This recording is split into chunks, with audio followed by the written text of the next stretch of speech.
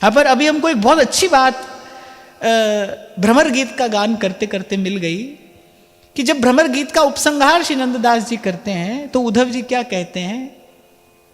कहते आज समझ में आया कि ये जो ज्ञान आज तक हमने अर्जित किया ये भी एक प्रकार की दुविधा ही थी।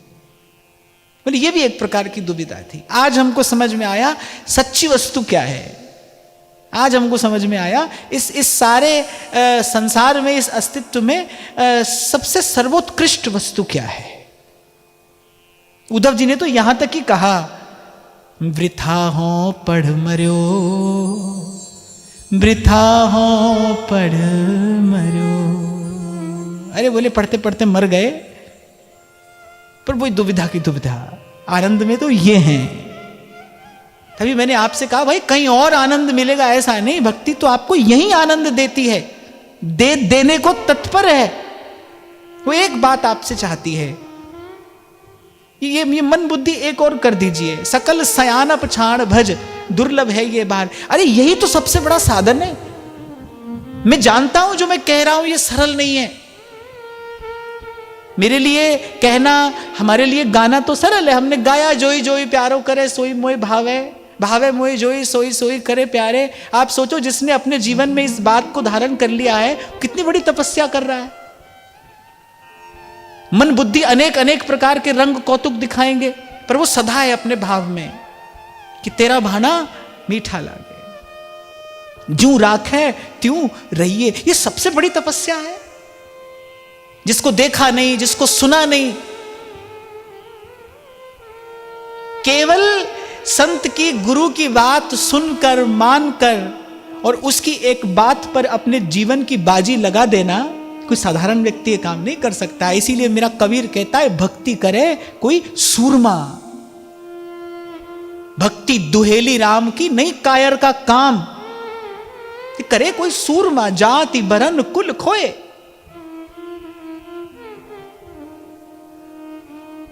आपको मैंने सुनाया था ना कि जब आरंभ में, जब श्री जी की सेवा करनी आरंभ की ना, तो अवस्था भी कम थी। 20-22 वर्ष की अवस्था में तो कोई भी पूछ लेता है ना, बोले बेटा क्या कर रहे हो, क्या करोगे। तो अगर कभी उनसे कह दो ना भाई भजन कर रहे हैं, बोले नहीं वो तो ठीक है, करते क्या हो। बोले ठाकुर जी की सेवा करते हैं, नहीं वो तो सब ठीक है, करते क्या हो, काम क्या करते हो। तो मैं ऐसा देखता हूं कि संसार के लोगों का ऐसा दृष्टिकोण है कि भजन साधन तो व्यर्थ का काम है। जो किसी काम के नहीं होते ना, वो ये काम करते हैं। पर मैं कहता हूं कि भ्रम में मत रहिए। हाथ कंगन को आरसी क्या, पढ़े लिखे को फारसी क्या। आधा घंटा कमर सीधी करके और एक बार एकाग्र चित्त होकर बैठकर बताइए, बैठकर दिखाओ।